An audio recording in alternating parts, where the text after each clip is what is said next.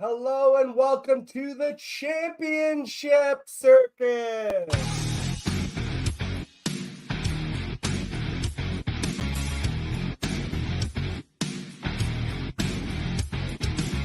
I'm just so sick and tired. I'm hanging on a wire, a foot over the fire, and it's burning. I can feel it inside.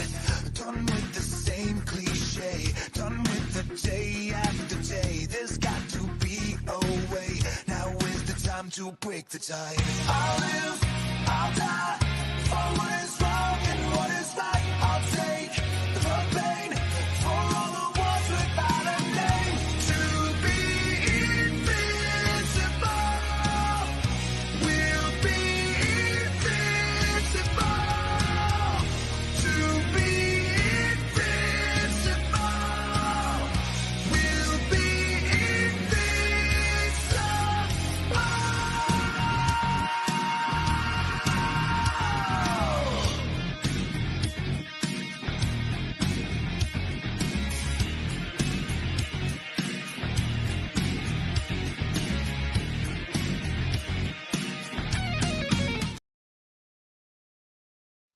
Hello and welcome in. Congratulations if you're watching, because it probably means that you are in your fantasy football championship.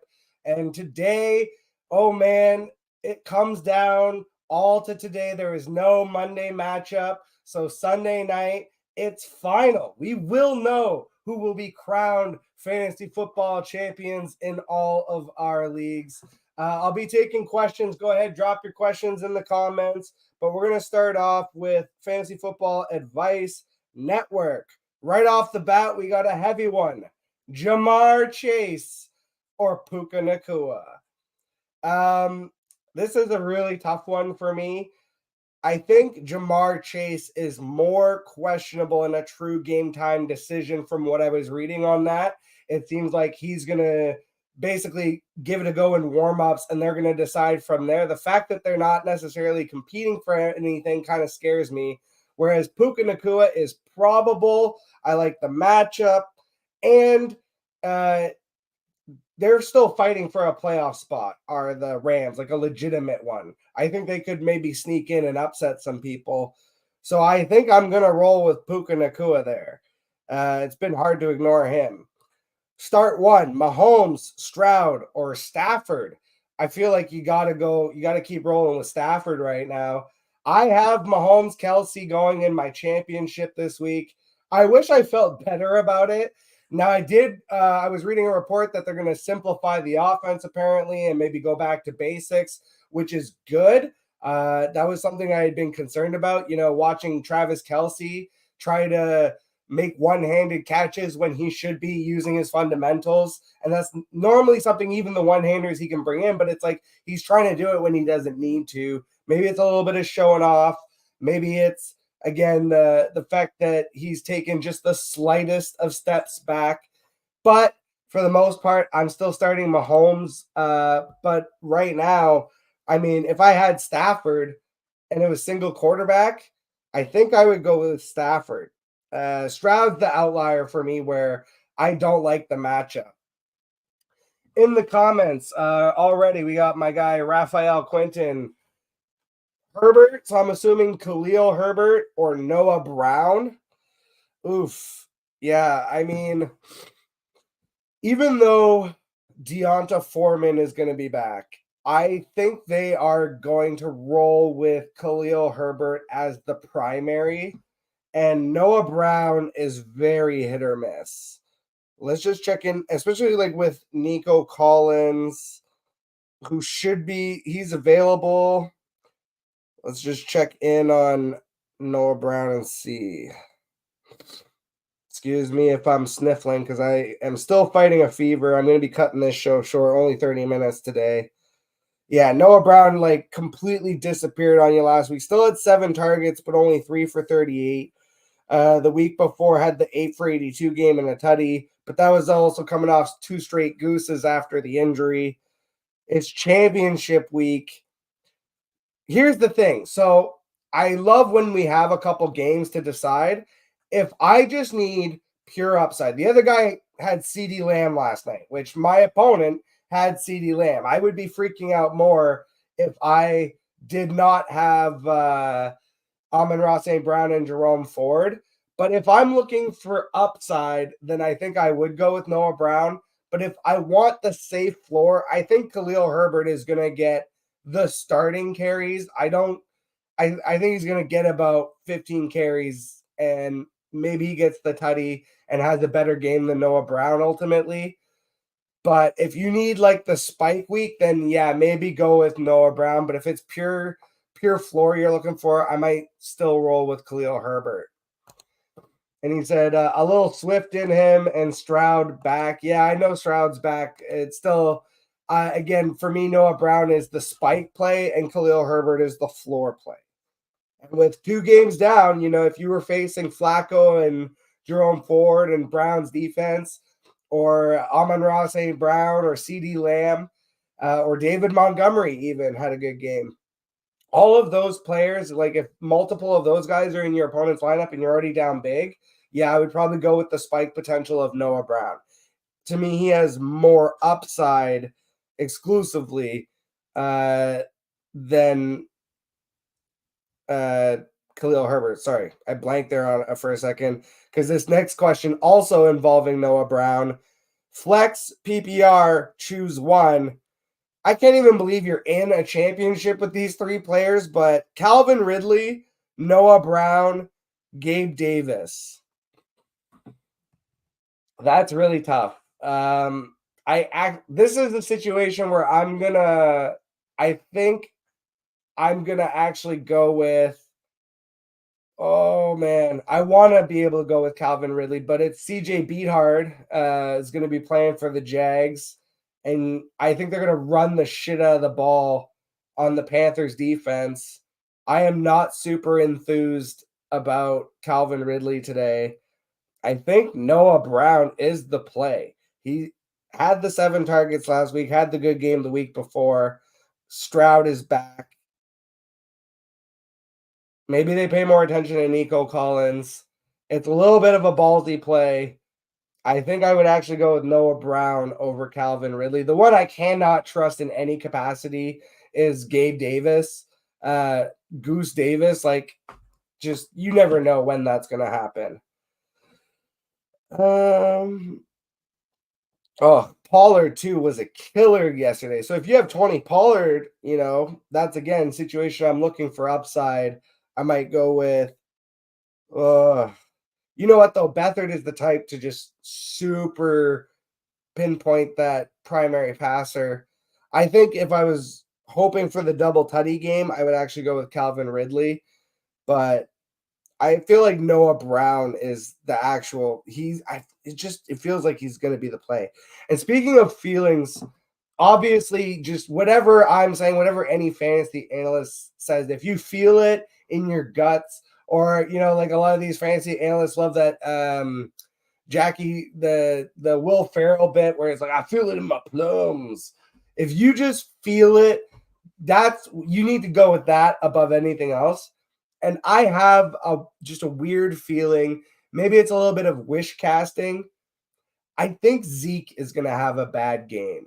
I feel like a lot of people are leaning really hard on Zeke Elliott, and I get that it's the volume play, but my opponent had depth. He had the opportunity last night to start David Montgomery over Ezekiel Elliott, and I was super happy that he didn't do that.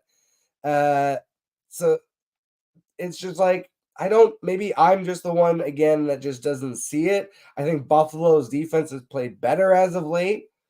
And he's getting all that gross receiving work. I feel like this is going to be a bit of a letdown week. I don't see him hitting the 20-point mark like he did last week. So if you really need upside like Ezekiel Elliott versus Devon Achane, I would be playing Achane all day, especially with Raheem Mostert ruled out, which is going to affect a lot of championship rosters. Again, just crazy how this year more than ever, if you were a 6 seed coming in, you could easily be cruising through the finals into the championship and winning it all. So that's just a sign of an old standby of never give up, never surrender. You always keep fighting in fantasy football, no matter what your record is, until you are mathematically eliminated. And this year's proved that more than ever. We'll go pull up a couple questions here. Super intense 2-week championship. I have King Henry and Devonta on the bench. Should I swap Zeke or DK out? See that? I would definitely. This is a perfect example. I think after the bad game that Derrick Henry had last time against the Texans, people are really tempering their expectations. And the fact that that person is considering starting Ezekiel Elliott, I would not do that. I think this is the revenge game for Derrick Henry in a sense of, for one thing, just it's a divisional matchup. He didn't do well last time. I think they're going to lean on him even more this time. And not that I think he's going to pop off for 200 yards or anything, but I think Derrick Henry potentially could lead them in an upset to upset the Texans out of the playoff spot, basically. So I think Derrick Henry, and again, maybe this is wish casting because he's in my championship lineup today, and I've been doing a lot of DFS plays. And this is also something fun you can do. Just quick aside, when I say DFS, I'm talking about daily fantasy. So whether daily fantasy lineups or best ball lineups, I do two things. I will obviously bet my own players. So it's a little bit of wish casting, hoping that I will kind of coax them into doing better somehow through manifest destiny by appealing to the fantasy gods with an offer. But I also will hedge and, kind of pick the other side, especially like pick my opponent's players, which it's like, my opponent has CD Lamb and CMC. So it's like I've done some DFS lineups and I have a lot of best ball stuff with CMC and CD Lamb. So it's like, if by some shitty happenstance I lose, I should, hopefully still make it up and win some money on the back end. So that's just one thing I like to do in terms of like how I do my actual like just daily betting. I will base a lot of it on my fantasy teams and how they are doing. But getting back to it, Derrick Henry over Ezekiel Elliott, I would play Derrick Henry over Zeke if I had to make that decision. I think Derrick Henry today is going to have the upside where Zeke will not. And then the other one he had mentioned, Devonta Smith or DK Metcalf. That one's a little harder. I really love the matchup, and Dallas Goedert hasn't been eating into Devonta as much as we would have thought. But this just feels like a really big Jalen Hurts, DeAndre Swift game where they can just lean on the run against the Cardinals defense. So I think I would actually go with the big play ability of DK Metcalf against my Steelers defense, which absolutely can be had through the air. We're definitely better. We are a good pass rush and decent enough run defense, but holy fuck, our corners, man. It's been, our corners honestly haven't been right like ever, like since the days of like Ike Taylor. And even then, Ike Taylor was a phenomenal player, but he was not even close to being, it was really the safeties. It was Polamalu and Ryan Clark back then, really running that too deep. And Polamalu especially was just such a phenomenal athlete that could, like, you didn't even know. I don't know how you couldn't just track his hair, but you just couldn't track the guy, and he was doing everything. But since then, our safety play has always struggled. We've had like average to slightly below average guys. And, as far as the corners, like, again, it's like we keep bringing in old heads like Joe Hayden and Patrick Peterson. And yes, they still make plays on occasion, and they're still, great players in terms of locker room leaders and phenomenal athletes, better than I'll ever be in my entire life. But as compared to their colleagues, they're more likely to get burnt by some of these younger wide receivers that, especially nowadays, are so much more athletic, and given the rules of the game, just like how it favors the offense. So all in all, it's to say that it's a good matchup for DK Metcalf. Which do I bench, Zeke, Pacheco, or Eckler? And a lot of people are voting Austin Eckler. Denver defense has kind of swayed back and forth. Again, I just have the feeling deep in my gut that Zeke Elliott is going to be the one to really let down a lot of championship rosters. I see lots of people trying to depend on Zeke, and it just feels to me like it's going to fall flat. The Bills are absolutely fighting for the playoff spot that I feel, rightfully deserve with how they've played, congruent to overall of the entire season. I know they had a bit of a down stretch, but I think the Bills deserve to make the playoffs. I think they will make the playoffs. I think they win this game. The defense has played better as of late. I hate this matchup for the Patriots. I think the Bills, and just in general, like, it's been very low scoring games in all Patriots games. I hate, hate depending on Zeke in my championship roster if I have any kind of viable replacement above him. So again, my opponent, and maybe it's cocky, maybe it's confident, however you want to call it. I'm the type of person, whether it's in sports or competition or games, whatever, I will literally tell you my strategy and tell you what I think you should do and how you could beat me, just so that to kind of like get in your head. And I want you to I want you to be at your best when I beat you is the thing, right? Like, I don't want to beat you because, like, oh, it was a cheap thing, or like the guy got, I hate when I win and it's like, oh, the guy got injured or whatever. I'm like, no, no, no, no. I love when it's exactly this kind of situation where I would have told my opponent straight up, you should have started David Montgomery last night. Like, you should have started David Montgomery over Zeke. And I don't like the matchup for Zeke. I don't like the play. And, giving the advice to the direct opponent and being like, hey, it is what it is. If you beat me, you beat me, but I want you at your best. So I just, again, not feeling the Zeke play. And if I had A-Chain at this point, I don't know what other auxiliary options you would really consider. I would, again, if it was like I didn't have anybody else, like, here's an example. I don't know how you made it to a championship if you have Najee Harris on your fucking roster, but I can't do it anymore. It seems like every time I try to play him, he burns me, and every time I don't, he does okay. That's a situation where honestly I would take the chance on Zeke over like a Najee Harris. But there's tons of upside plays this week for running backs. There's actually a decent amount. And if you're in the championship, you probably have some better options. So I would actually be fading Zeke, honestly. Maybe that comes back and bites me, but I guess we'll see. We'll see if we can grab a couple more questions. Again, feel free to drop any in the comments. I'm out of here in 10 minutes, guys. Already I'm like struggling to make it through. Rashid Shaheed or Demario Douglas in PPR. I would go with Rashid Shaheed. Oh man. Darren Waller or Tucker Kraft. Damn. Is that where we are with Darren Waller? Damn. All right, let's go see where Darren Waller's at, because I know I've been all over Tucker Kraft. I really love him.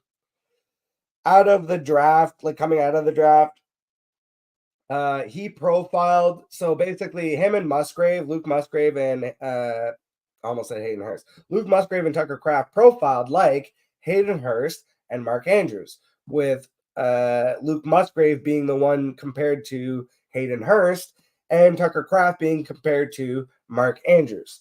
And this is not to say that Tucker Kraft is therefore Mark Andrews. No. It's just saying that his game is similar. He's more of like a receiving tight end.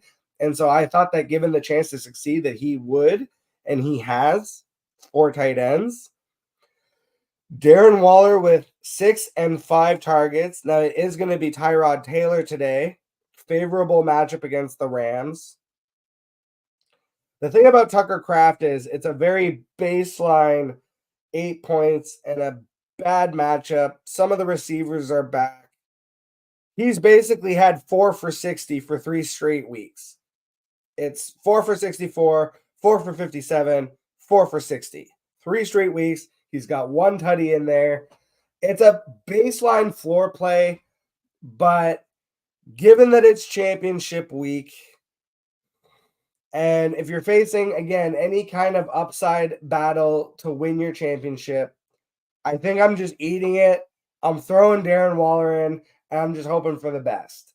This is not to say that I'm like super confident, but it's that I know that the baseline for Tucker Kraft is going to be another 4 for 60 game.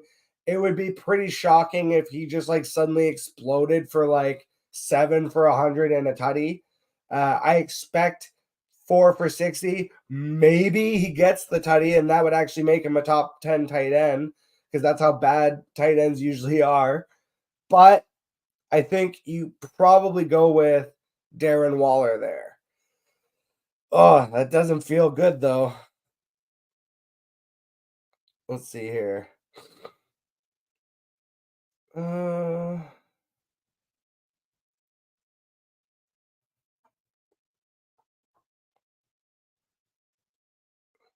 Jesus. All these questions, unfortunately, already even passed. Oh, here's one. Interesting. Ravens defense or Las Vegas defense? Defensive question. The Ravens obviously playing Miami. Yeah, I would not do that. The last time the Ravens and Dolphins played, they got like a crazy shootout, and I'm kind of hoping that happens again because I have Lamar, so it's a Superflex Dynasty 16 team championship roster that I'm playing for. I have Patrick Mahomes and Lamar; those are my 2 quarterbacks, so I am definitely hoping for a shootout. I also have Tyreek Hill, so super hoping for a shootout there. But yeah, I just have a tough time playing any defense against Tyreek Hill and Von Achane, who are going to be the primary weapons today. That scares the hell out of me. And Vegas defense has been crazy good the last couple weeks under Antonio Pierce. I had Vegas as my number 1 defensive play of the week 2 weeks ago. So that would have been your quarterfinals. You either had a bye week or you were playing to get into the semis. And I had Vegas as my number 1 play on defense, and that worked out swimmingly well. If you forgot to take them out the next week, it worked out again. I think the defense is really good under Antonio Pierce, and the matchup against they're playing Indianapolis, if I remember right. You know, Gardner Minshew is decent, but he can definitely give you some turnovers. It is a road matchup. Oh man, yeah. I would take the chance on the hot hand of the Raiders over the Ravens. And again, maybe it's wish casting and hoping that that turns into like a crazy shootout. Maybe that turns into a low scoring game and I end up being wrong and it's Indianapolis and the Raiders that get into a weird shootout. But I would go with the Raiders ultimately. You can't start against Miami. Right? Right. Okay. All right, let's see if we get any more questions here, and then I'm gonna get out of here even earlier than I thought because I'm literally like got the sniffles over here. It feels like snot's gonna drip right out of my face. It's a little TMI, but that's where we are in life. Here we go. Another defensive decision. Raiders or Buccaneers? Raiders, popular question. Bucks get the Saints. Yeah, I'm still rolling with the Raiders there. I just feel like, and that was the popular answer. Everyone was saying Raiders. Okay, here's kind of a random question. And we're almost out, like the season's almost done, so I guess we'll just answer. If you had a choice in a Superflex Dynasty startup, what pick would you want? So I mean, in Dynasty, I always want to be in the middle. So if it's 10, I want 105. If it's 12, I want 106. If it's 14, I want 107. I want to be right smack dab in the middle so that I am never having to wait agree. For me, honestly, it's just because I'm impatient. I don't want to have to wait like crazy amounts of times in between picks. I also just feel like generally speaking, being in the middle like that, I don't usually feel the runs quite as heavy. I can kind of see when a run is happening. And adjust accordingly a little easier when I'm in the middle because it's like obviously if you're in the middle and you see so for example it's 10 I'm at 106. Let's say I take a quarterback at 106 in super flex. I would take the best quarterback available to me, and then if it just went like all quarterbacks in between me and the next pick, I'm going to wait. I'm not going to take another quarterback. I'm going to take the best skill player available at this point because now I think I'll be able to get my quarterback value later. But if no quarterbacks went somehow, like everyone was like, oh, I'm just, you know what? I'm going to wait on quarterback in a super flex. Maybe a lot of savvy players that you're playing with. I would adjust then and I'd be like, okay, well, I mean, if this awesome quarterback fell to me here and I can go quarterback at my two first picks and then just figure out the rest later, I'll do that. I like, again, the ability to adjust on the fly, the ability to make decisions, the fact that you generally speaking always have a decent amount of players available to you. Um, 10 and then at the 106 too, it's like uh if they all go quarterbacks, I could always decide to pivot and just take the best skill player that falls to me. So at 106, honestly, like if it went quarterback, Justin Jefferson, whatever, I could take CMC honestly at 106. I saw that happening a lot. Uh I ended up in a lot of super flex leagues. I was taking Justin Herbert usually in that spot, and it was working until he got injured. And this year, oh my God, the quarterback injuries were insane. That's not something that is normal, and I don't expect to see the amount of injuries and especially season-ending injuries the way that we saw this year. Just to put that in perspective, like historically speaking, the last time that we saw this many injuries was 2020. And that was considered like the highest rate of injuries of all time before. And I think this year probably beat it, which is crazy when you think about like the way that the game used to be played back in the day and how much more violent it was. But it's also because a lot of that stuff just went unreported.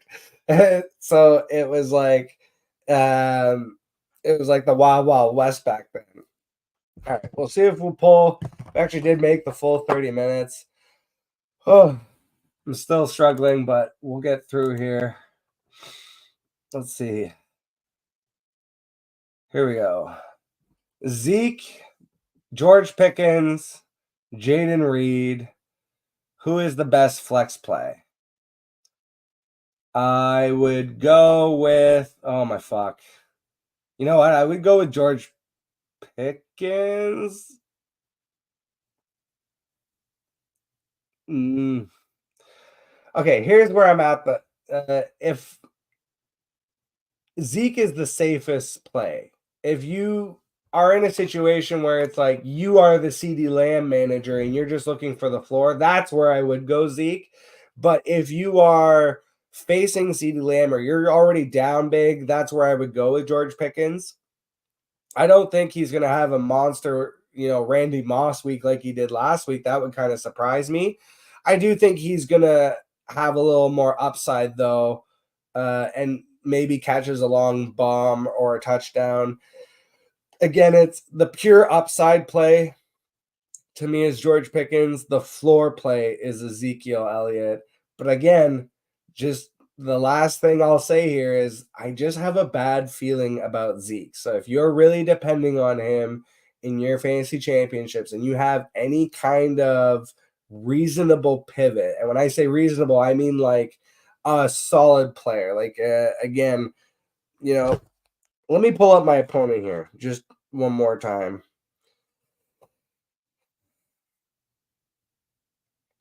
So he currently has Zeke in his lineup. And CD Lamb, monster game, 40-point game. You'd think I'd be like crying over here, except I have Jerome Ford already popped for 30, and Amon-Ra still had a good game. He had 22 points, 6 for 90 and a tutty, and he had a carry for 11 yards. The only thing fucking with me right now is my kicker. I ended up rolling with Riley Patterson in that Browns game. I thought he would get more opportunities for field goals. He ended up only having the one field goal because they had that one really annoying fucking play where they went for it on fourth and 5, and Flacco kind of sailed it out of the back of the end zone. I was like, why the fuck would you do that? Just take the 3 points.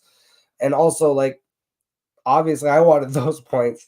But he still got one field goal at least and then 4 extra points. So it wasn't the worst thing. But if I lose because of a kicker, I swear to God, oh my God, that'll be the end of me, honestly. If I lose this championship, because this is now, I think the year before I was in the quarterfinals, and then last year I was in the semifinals, and I only lost because Derrick Henry sat the championship week and then played the next week, if you guys remember, because there was no reason for him to play the week before, but everything was on the line the next week and he smashed. So there was that combination of that, and Mike Evans had like the insane Mike Evans game, and I was going against him. So those two things combined, I lost last year in the semis, or in the finals, I mean, and now I'm in the finals again. If I come in second again in this fucking dynasty league, after trading for and acquiring Tyreek Hill and Stephon Diggs on the offseason, so that I have Justin Jefferson, Amon-Ra St. Brown, Tyreek Hill, Stephon Diggs all in my lineup. And then Patrick Mahomes, Travis Kelce, Lamar. People keep, every time I post that roster, people are like, oh, what are you playing, 8-man? No, I've built this over fucking like 3 years, painstakingly making kind of crazy lopsided trades. Like when I traded for Mahomes at the time in 2021, I traded away Matt Ryan, Chris Carson, Mark Andrews, and Deebo Samuel. I got back Brandon Cooks, Hunter Henry, Ronald Jones, and Patrick Mahomes. So I basically I did that to get Mahomes. And Brandon Cooks was viable. Hunter Henry in in a league this deep, he's viable. Ronald Jones ended up being worthless. I ended up trading him anyways. But the bottom line is, like, I traded 4 legit starters to get Mahomes. And then even when I traded for Travis Kelce, also in 2021, so that I could pair them together, I traded Calvin Ridley and David Blau and a first-round pick and a third-round pick for 2022 for Travis Kelce and Latavius Murray, so that I could put Mahomes and him together. And then, so it's like through the years, it's like, again, when you make enough trades over the years, over time. And then Derrick Henry, this one I felt like I fleeced the guy. I traded Keenan Allen and Rashad Penny for Derrick Henry in 2022. That felt great. Lamar was an original draft pick. Justin Jefferson, original draft pick. Amon-Ra St. Brown, the way I got him was I traded Tony Pollard, Michael Pittman, a first and a second for 2022 to get back Laquan Treadwell, Josh Jacobs, and Amon-Ra St. Brown. That was in 2022. And I had Josh Jacobs for that huge monster year. And then I traded him. That was how I got Tyreek Hill. So that was this year in 2023 now. I traded Brandon Cooks, Josh Jacobs, and Brock Wright for Tyreek Hill, Mike Gesicki, and Cam Akers. And then the Stephon Diggs trade, I traded away Deonta Foreman and Chase Claypool for a 2024 first rounder and a 2023 third rounder, and I got back Diggs and a fourth rounder. So it's like, again, I did wheeling and dealing across 3 years, basically 2021, 2022, and 2023 to build this roster over time. It just happened overnight. So if I lose this championship, I will also lose my fucking mind. And I'm sure all of you out there are with me on that. And with that, we actually got one more comment here. Betling Sports, would you go Saquon over Zamir White in PPR? Yeah, I would. If you need the upside, especially, I like Zamir White, but I still think Saquon is like the New York Giants offense. And the Rams are a tough matchup, obviously, with Aaron Donald still, but through the air, they're not as tough. And I think Saquon can definitely do some things in this game. And I think, with Tyrod Taylor under center, it'll be better. So I actually would go with Saquon over Zamir White if you need any kind of upside. Honestly, I don't think there is a situation where for me in my championship, I'm going to play Zamir White over Saquon Barkley. Saquon's been good, and he was good last week, so I'm going to still roll with it. That's it for me. I'm barely hanging on here. I wish every single one of you the best of luck in your championships. Shout out to my guy, Raphael Quinton. He's my homie and also supporter of the show. Shout out to Betling Sports for coming in the comments with the question. Appreciate you guys. And shout out to every single one of you listeners that have supported me through this very first year of fantasy content creation. I've never done really anything like this before in terms of YouTube or any kind of shit like that. Never really was my thing. But I have a passion and a hobby, or I have a hobby for fantasy football that is fantasy football and a passion for it. And obviously that's a passion that is mutually shared among thousands of people. So it was very easy to get into the community, and it's been phenomenal so far. And so I super appreciate everyone that's followed, supported the show in any kind of capacity. I appreciate every single listener out there, whether you listened once, twice, or every single episode. I love you guys. Happy fucking New Year. And I will catch every single one of you guys tomorrow on Championship Monday Mayhem Reaction. Catch you guys on the flip side. He's running down the middle by the 50. He's at the 30. He's bare-chested and banging his chest. Now he runs the opposite way. He runs at the 50. He runs at the 40. The guy is drunk, but there he goes. The 20. They're chasing him. They're not going to get him. Waving his arms, bare-chested. Somebody stop that man. Here comes